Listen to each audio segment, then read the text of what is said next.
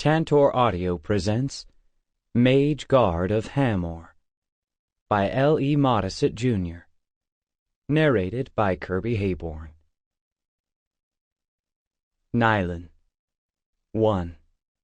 Rahl stood on the port wing of the fast frigate's bridge, looking out at the seemingly endless gray-blue waters of the Eastern Ocean. Even in mid-ocean, the early fall air seemed hazy and cool, and the cloudless green-blue sky held a hint of silver. Below the iron decks, he could sense the controlled chaos of the boilers and engines of the E.S. Ascadia as she steamed northeast, toward Recluce.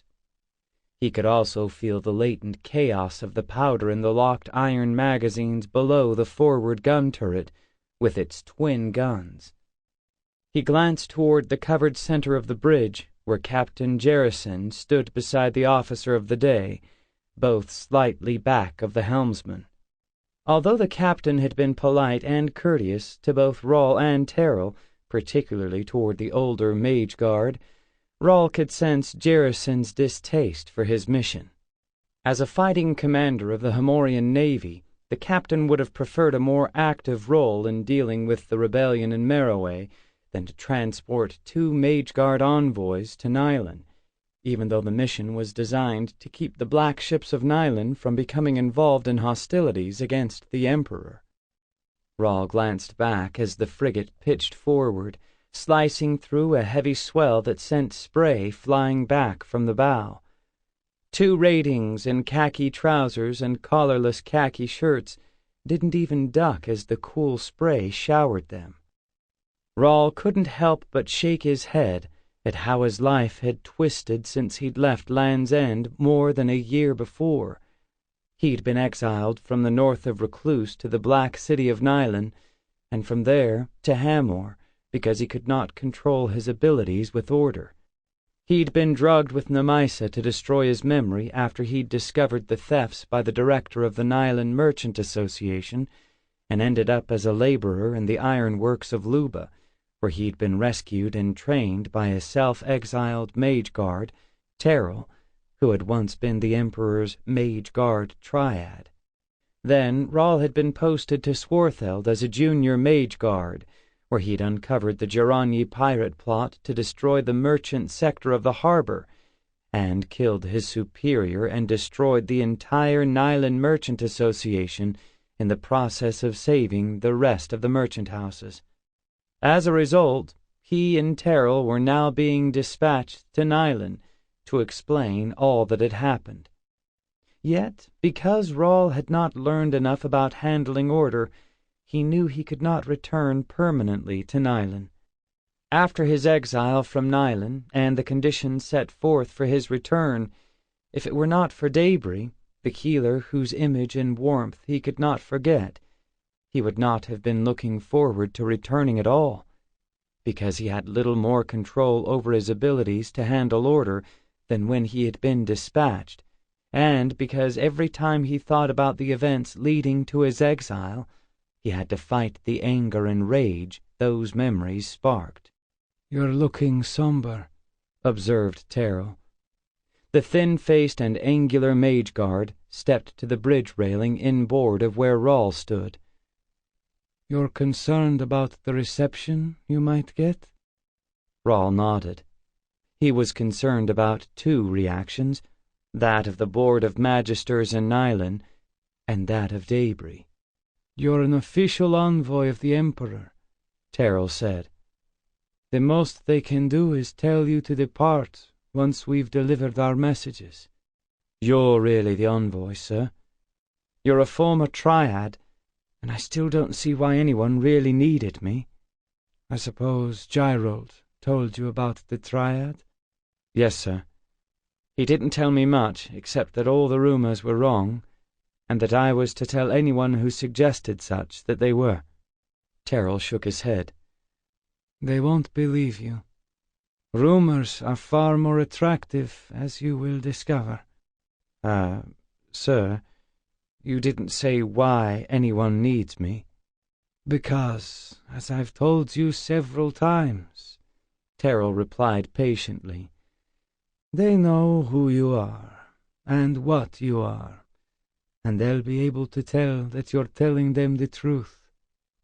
Also, you're the only one alive who has first-hand knowledge about the way the managing director of the Nyland Merchant Association in Swartheld was linked to the Geranyi.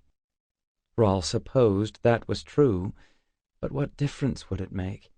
The Magisters hadn't ever really listened to him before. Why would they now, especially since he was a Mage-Guard of Hamor? The engineers aren't the Council of Recluce, Rahl pointed out. Exactly. Terrell smiled. But they are the real power on the Isle. Most of the trade comes through Nyland. They have the only warships that can challenge Hamor.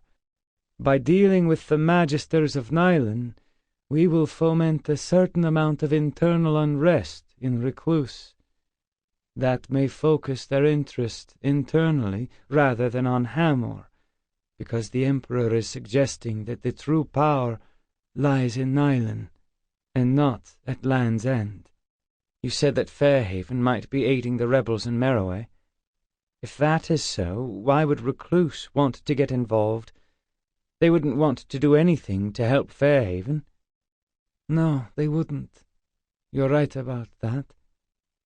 But, Terrell paused, if they thought that they could weaken us by restricting trade or some other means, they might.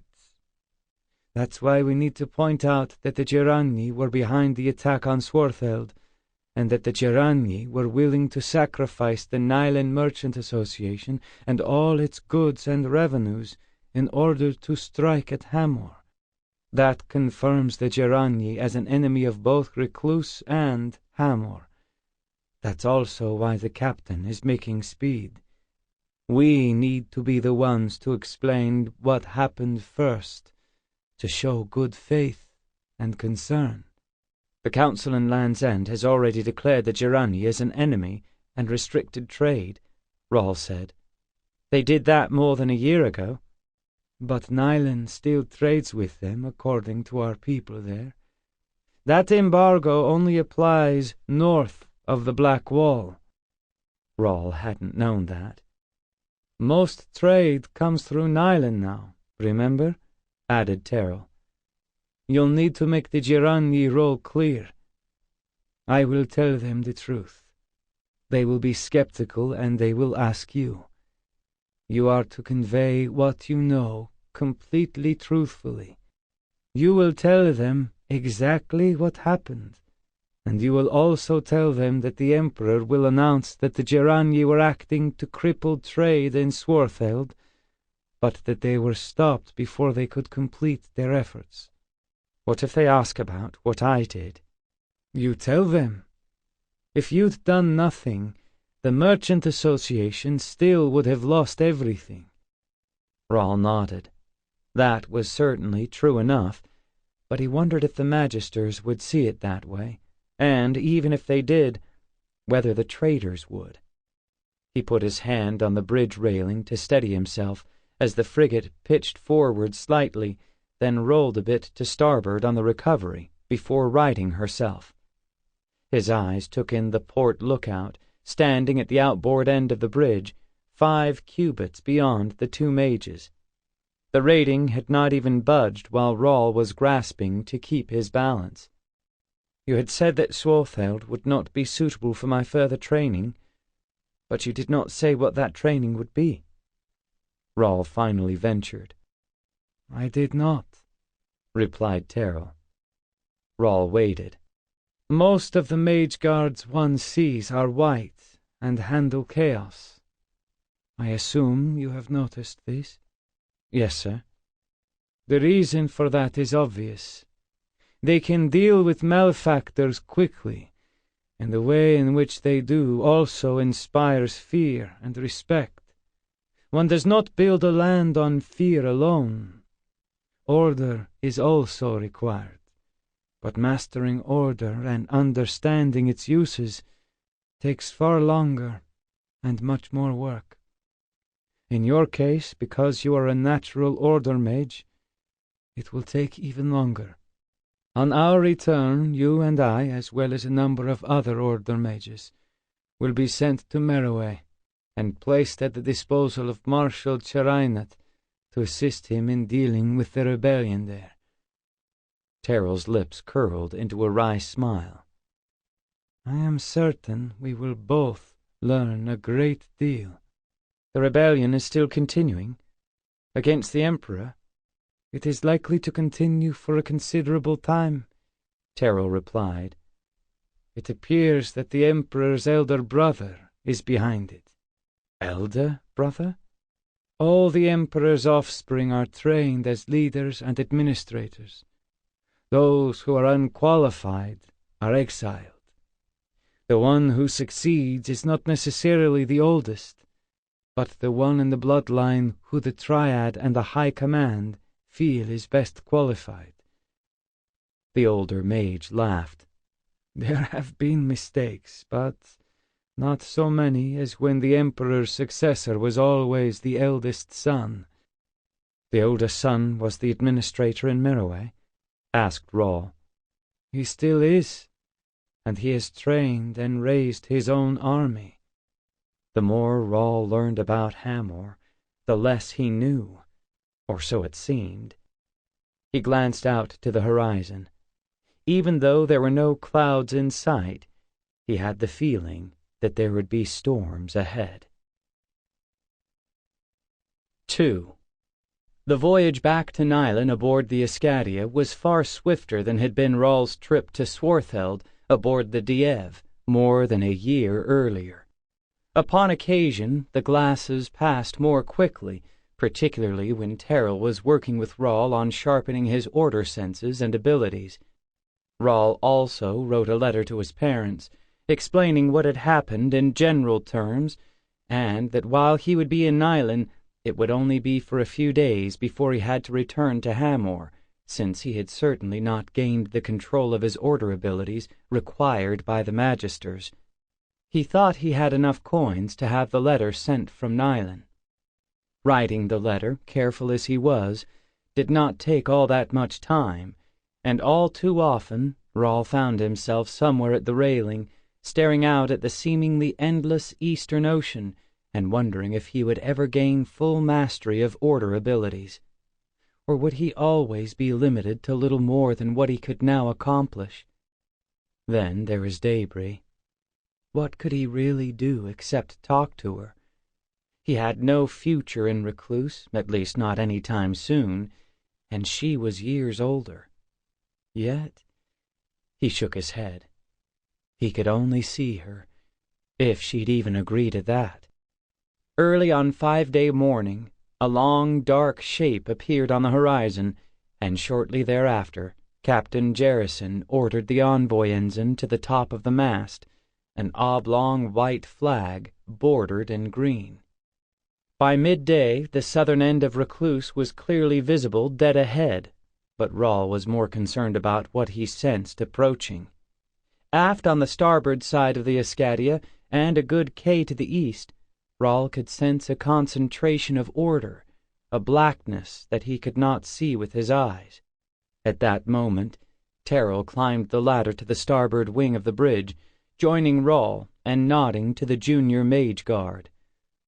You can sense we have company? Yes, sir. It must be one of the black ships. Terrell nodded. I'd judge so. For a time, they both were silent, but Rahl could not help but keep trying to see the Recluce vessel, even as it quickly drew nearer, despite the speed of the Hamorian frigate.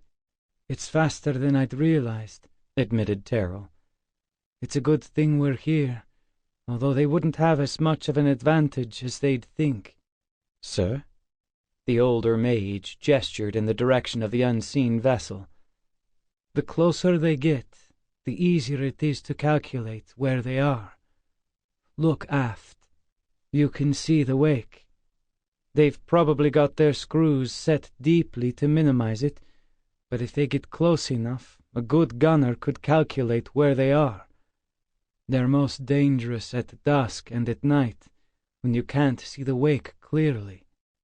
That might be, reflected Rahl, But as he watched the wake of the unseen vessel, roughly abeam the Escadia, he could sense it abruptly increasing its speed and pulling away from the Hamorian frigate.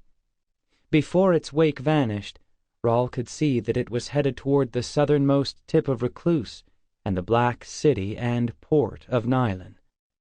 "It's fast, though. Much faster than anything we have," Terrell added. "Are we running at top speed?" Rahl refrained from mentioning Khaled, the young engineer he had met briefly in Nylon, and his ideas for developing an even faster warship. "No, that wastes too much coal. But even at flank speed, we couldn't match them. Still, they don't have anywhere near the numbers of vessels we do, I don't believe." With a laugh, Terrell added, "They don't need as many either." By the time the Escadia neared the entrance to Nylon, a pilot boat was waiting, accompanied by one of the black ships, without a sight shield. It might have been the same one that had earlier scouted the Hamorian frigate, but Rahl had no way of telling. It also had turrets, fore and aft, but they were lower, and the twin guns shorter, with an iron tube mounted in the center of the turret above the guns. Captain Jerison slowed the frigate to mere headway as the pilot boat came alongside. With Terrell beside him, Rahl listened as the pilot used a conical tube to amplify his voice.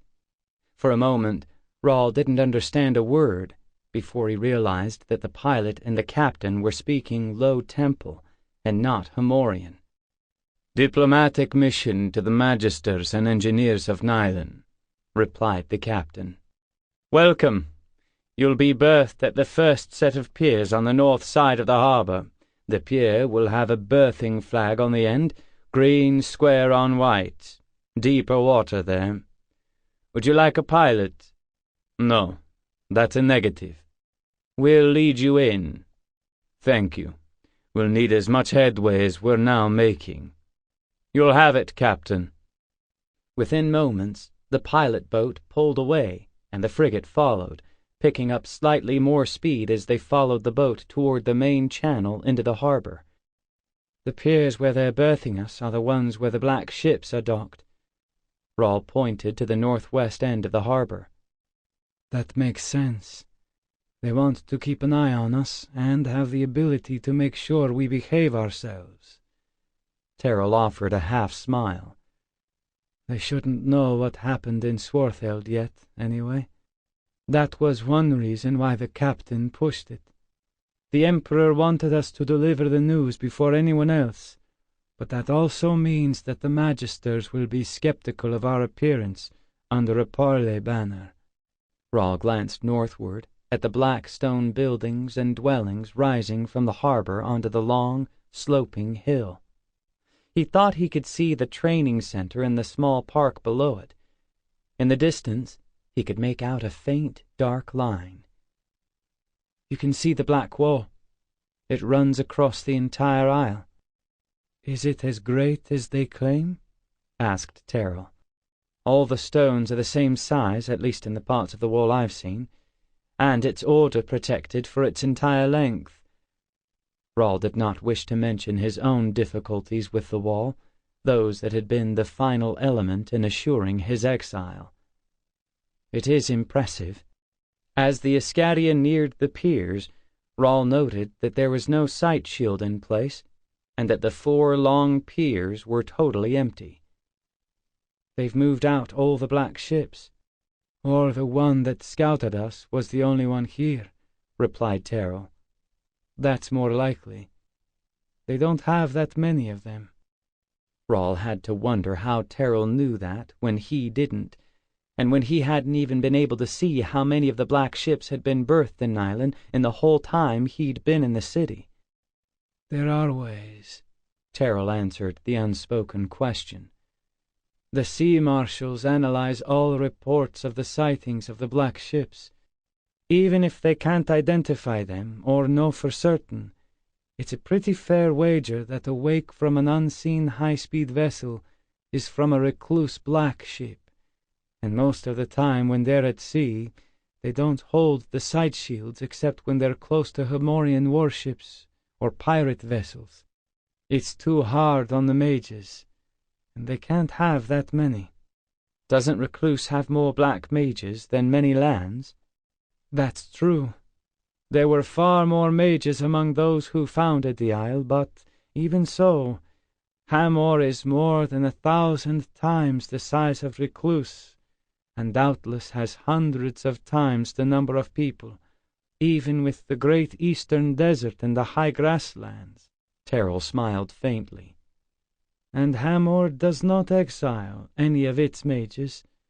We find uses for almost all of them, including those from Recluce and elsewhere, as you know. Rahl had to admire the way in which Captain Jerison eased the frigate into the pier, a black stone structure far narrower than those in Swartheld, perhaps a mere 50 cubits in width. "Lines out!" The line handlers on the pier wore dark gray uniforms, Rahl noted, and all were dressed the same. Unlike the Hamorian crews and dock workers, though, several were women. "Double up!"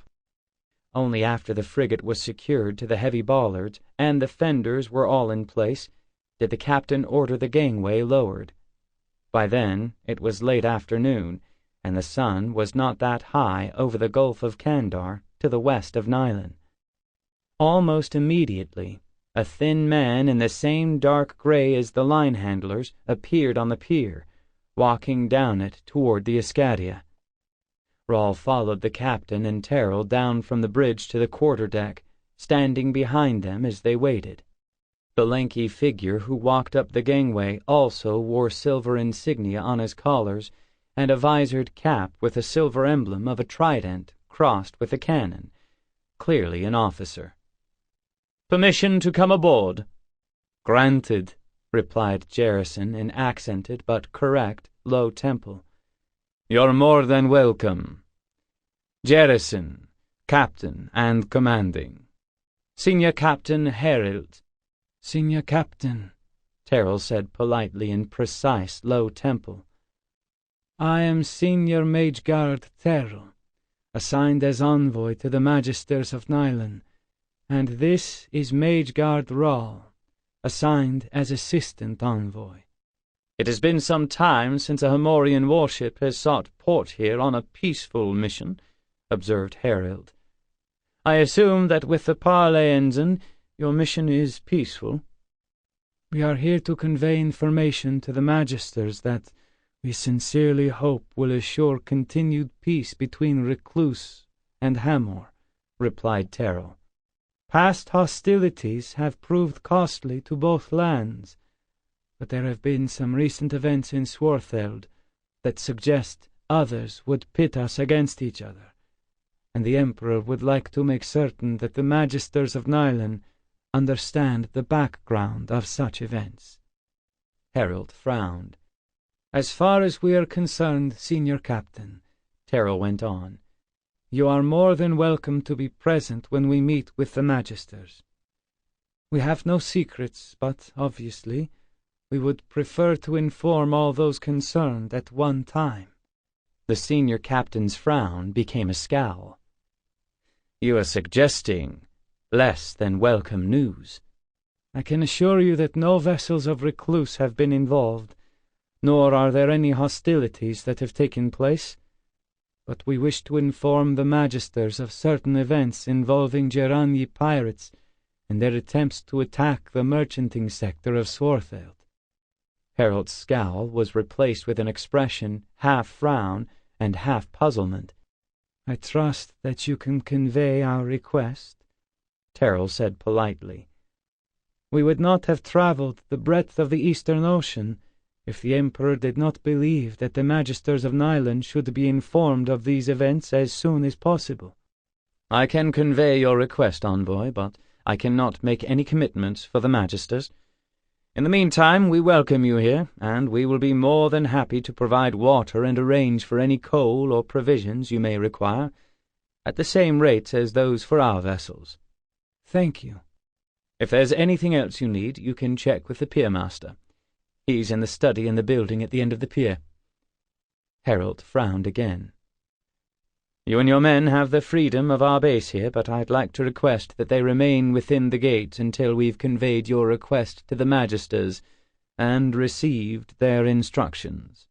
"We understand," Terrell said politely. "I trust that will not be long." "I imagine they already know you have ported here," Harold said dryly, "and I will be conveying your request as soon as I leave." "We appreciate your courtesy," replied Terrell, "and we look forward to their response. Thank you." He inclined his head slightly. Harold did as well, then turned and walked down the gangway. Jerison glanced to Terrell. So did Rahl. "We have them concerned," observed Terrell, using Hamorian once more. "That's always useful. Let's hope that will be enough to get them to grant us an immediate audience or hearing." "The senior captain would just as soon have us gone," added the captain. "He might press for an early meeting." "It's more likely to be a hearing or a meeting with the magisters, I'd guess," said Rahl. "But I don't know. I only met with the magisters for the training center, and I don't know if those are the same magisters or if others are in charge of the city." "How soon will the magisters in Land's End find out about our arrival?" asked Terrell. "I don't see how they could find out before next 3-day at the earliest, and I doubt that the magisters here will press a messenger that hard." "That soon?" asked Jerison. "The high road from Nyland to Land's End is said to be one of the best in the world," Terrell said. "The great highway being built from Sigurwarn to Atla is based on its design." Jerison nodded, but Rahl could tell that the captain was skeptical. Rahl just wondered what the magisters would do. 3. After an early breakfast in the mess on the Escadia, Terrell and Rahl stood on the pier side of the bridge. Terrell handed Rahl a small square of iron. "Study it as you can with your order senses." Rahl did so, but so far as he could tell, there was nothing unusual about the iron. Then the older mage handed him a second piece. "This one. What is the difference?" With one in each hand, Rahl could immediately sense a difference, if not exactly what it might be. The second one was the slightest bit heavier, but that wasn't all. He tried to probe it. "It's a bit heavier and more resistant to probing." Terrell offered a third and far more irregular square, one clearly blacker than the other two. "This has to be black iron," Rahl replied. "It's resistant to order sensing, and it's much harder." "It's also more resilient to force and impact." Terrell paused, then asked, "What about the first two?" "They're iron of some sort, but I'm not a smith or an engineer." "The first is a good steel. The second is iron ordered by pattern welding or forging." "The second is stronger," observed Rahl. "It is. It came from a broken blade. The last square came from Kandar, although it was created in Recluce generations ago." "Is Recluce the only place that forges black iron?" "It is, but not because it could not be done elsewhere." Terrell smiled faintly, as if offering an unspoken question. Rahl pondered for several moments. "Is that because Hamor needs too much iron, and has too few mages to devote to it?" "Partly. It's also because most uses of iron don't require the strength of black iron, and you can't cut or rework black iron without a mage. Hamor has engineers also, and they've been able to create an iron alloy that's stronger than most, without requiring magery." "What about Fairhaven? Do they avoid black iron?" "In Fairhaven, but their warships are iron-hulled as well." Terrell looked up, and then out at the pier. I believe someone is coming in response to our request. Rahl turned. A silver-haired magister was striding toward the gangway. Sample complete. Ready to continue?